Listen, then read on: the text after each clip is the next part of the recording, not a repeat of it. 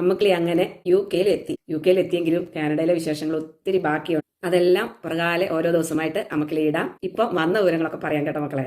അമ്മക്കിളി എവിടെയൊക്കെയോ കറങ്ങി തിരിഞ്ഞ് കേട്ടുകേഴ്വി മാത്രമുള്ള സ്ഥലങ്ങളൊക്കെ കറങ്ങി അടിച്ചാണ് യു കെയിൽ എത്തിയത് അമ്മക്കിളി കേട്ടോ. കേട്ടുകേഴ്വിയുണ്ട്, കണ്ടിട്ടില്ലാത്ത സ്ഥലം. എവിടുന്ന് തിരിച്ചു എവിടെ വന്നിറങ്ങി നിന്നോ കാണാം.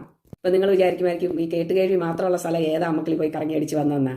ഞങ്ങളുടെ വീട്ടിൽ നിന്ന് എയർപോർട്ടിലേക്ക് ഒരു 3/4 മണിക്കൂറുണ്ട് ഡ്രൈവ്. കാനഡ എയർപോർട്ടിൽ ഒരു പ്രത്യേകതയുണ്ട്. കാനഡ എല്ലാ എയർപോർട്ടിലും ഇങ്ങനെയാണെന്നാണ് എനിക്ക് തോന്നുന്നത്. വേറെ ഏതെങ്കിലും രാജ്യത്ത് ഇങ്ങനെ ഉണ്ടോന്ന് എനിക്ക് അറിയത്തില്ല കേട്ടോ. അറിയുന്ന ഒരു കമന്റ് ഇടണേ. നമ്മുടെ കൂടെ വരുന്ന എല്ലാവർക്കും എയർപോർട്ടിനകത്ത് കയറാം. ഇമിഗ്രേഷന്റെ ആ ഗേറ്റ് വരയ്ക്കും വരാൻ പറ്റും. അതൊരു വലിയൊരു കാര്യമാണ് കേട്ടോ. ഈ പ്രായമായവരൊക്കെ പോകുമ്പോഴേ കൂടെ ആളില്ലാതെ എല്ലാവരും ബുദ്ധിമുട്ടുമല്ല. അപ്പൊ ഇതാകുമ്പം എല്ലാ ഭാഷയുടെ പ്രശ്നം, പിന്നെ ഇതെങ്ങനെ ചെയ്യണം എന്ത് ചെയ്യണമെന്നൊന്നും അവർക്ക് അറിയത്തില്ലല്ലോ. അങ്ങനെയുള്ളവർക്കൊക്കെ ഇത് വലിയൊരു ഉപകാരമാണ് കേട്ടോ. എല്ലാ കാര്യങ്ങളും ക്ലിയർ ചെയ്ത് ഇമിഗ്രേഷന്റെ അവിടെ ആ ഗേറ്റ് വരയ്ക്കും കൂടെ വന്നവർക്ക് എല്ലാവർക്കും പോകാൻ പറ്റും. അതുകൊണ്ട് പിള്ളേർ എൻ്റെ കൂടെ ഉണ്ടായിരുന്നു. അതുപോലെ തിരിച്ച് നമ്മൾ അങ്ങോട്ട് പോകുകയാണെങ്കിലും നമ്മുടെ ബാഗ് എടുക്കുന്ന സ്ഥലം വരയ്ക്കും വെളിയിൽ നിന്നുള്ള നമ്മളെ വിളിക്കാൻ വന്നവർക്ക് അകത്ത് വരാൻ പറ്റും. വലിയൊരു ഉപകാരമാണ് കേട്ടോ. കൂടെ ഞങ്ങളെല്ലാം കൂടെ കറങ്ങി അടിച്ച് കാപ്പിയൊക്കെ കുടിച്ചു എല്ലാം കഴിഞ്ഞിട്ട് നേരെ അകത്തോട്ട് പോയി. അകത്ത് പോകുമ്പോൾ നല്ല അടിപൊളി അക്യൂറിയം ഉണ്ട് അവിടെ.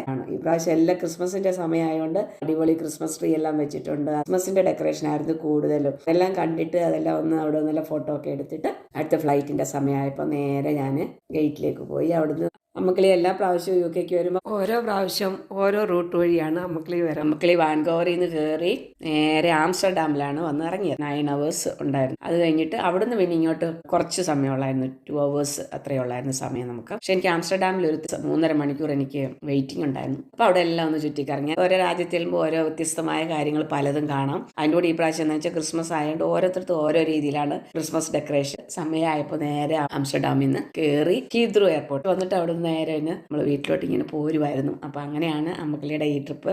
എല്ലാവർക്കും എനിക്ക് തോന്നുന്നു 99% ഫ്ലൈറ്റിൽ പോയി നമ്മൾ വേറൊരു രാജ്യത്ത് ചെല്ലുമ്പോൾ സമയം മാറുമ്പം ഫ്ലൈറ്റിൽ വന്നതിന്റെ ആ ഒരു ക്ഷീണപ്പുറക്കത്തിന്റെ എല്ലാം മാറുമല്ലോ. അതെന്താന്ന് എനിക്കറിയത്തില്ല. പക്ഷെ എനിക്ക് ഈ പ്രാവശ്യം എന്നല്ല, ഒരു പ്രാവശ്യം എനിക്ക് ജെറ്റ് ലാഗ് എന്നും പറഞ്ഞ് ഒരിക്കലും ഇതുവരെ കിടന്ന് അങ്ങനെ ഉറങ്ങിയിട്ടില്ല. എവിടെ വന്നു അവിടുത്തെ സാഹചര്യവുമായിട്ട് അങ്ങനെ അങ്ങ് പോവുകയാണ് പരിപാടി. പലരും എന്നോട് ഇത് ചോദിച്ചിട്ടുണ്ട്. എനിക്ക് ഈ ട്രാവലിങ്ങിൽ ഉറങ്ങുന്നത് എനിക്ക് എന്താ പറ്റുന്നില്ല, എനിക്ക് അറിയത്തില്ല എന്താ സംഭവം. ഒരിക്കലും ഞാൻ ഉറങ്ങത്തില്ല. പക്ഷേ ഈ പ്രാവശ്യം വരുമ്പോൾ എനിക്ക് ചെറിയൊരു ജലദോഷത്തിന്റെ ഒരു ഇതുണ്ടായിരുന്നുണ്ട്. ടാബ്ലറ്റ് കഴിച്ച് ഫ്ലൈറ്റിൽ കയറിയത്. അതുകൊണ്ട് ഒരിക്കലും ഇല്ലാത്ത പോലെ ഞാൻ ഈ പ്രാവശ്യം ഫ്ലൈറ്റിൽ നല്ലപോലെ ഉറങ്ങി. അത് എനിക്ക് എങ്ങനെയാ മനസ്സിലായെന്ന് ചോദിച്ചാൽ, എയർ ഹോസ്റ്റസ് വന്ന് ഞാൻ അവരോട് ഇച്ചിരി ചൂടുവെള്ളം ചോദിച്ചിരുന്നു. അവർ കുറച്ച് കഴിഞ്ഞപ്പോഴെങ്ങാണ്ട് ചൂടുവെള്ളം കൊണ്ട് വന്നു. ഫുഡ് കൊണ്ടുവന്നപ്പോൾ ഞാൻ അവരോട് ചോദിച്ചു, ഞങ്ങൾ വെള്ളം കൊണ്ട് വന്നു, അപ്പം നിങ്ങൾ നല്ല ഉറക്കമാണ്, അതുകൊണ്ടാണ് ഞാൻ വിളിക്കാഞ്ഞത് എന്നവർ പറഞ്ഞിട്ടു. അപ്പോൾ അത്രയ്ക്ക് നല്ല ഒരു ഉറക്കത്തിൽ, അതെന്താണെന്ന് അറിയത്തില്ല, ഒരിക്കലും ഇല്ലാത്ത ഉറക്കം ഈ പ്രാവശ്യം ഉറങ്ങി. അതുകൊണ്ട് പിന്നെ ഒട്ടും ഇവിടെ വന്നിട്ട് എനിക്ക് ആശിഷ്യൽ ഇവിടുത്തെ ടൈമുമായിട്ട് അഡ്ജസ്റ്റ് ആയി. കുഴപ്പമൊന്നുമില്ല. യാത്രയെല്ലാം സുഖകരമായിരുന്നു മക്കളിക്ക്. പക്ഷെ അടുത്ത വിശേഷമായിട്ട് ഉടനെ തന്നെ വരാൻ കേട്ട മക്കളെ.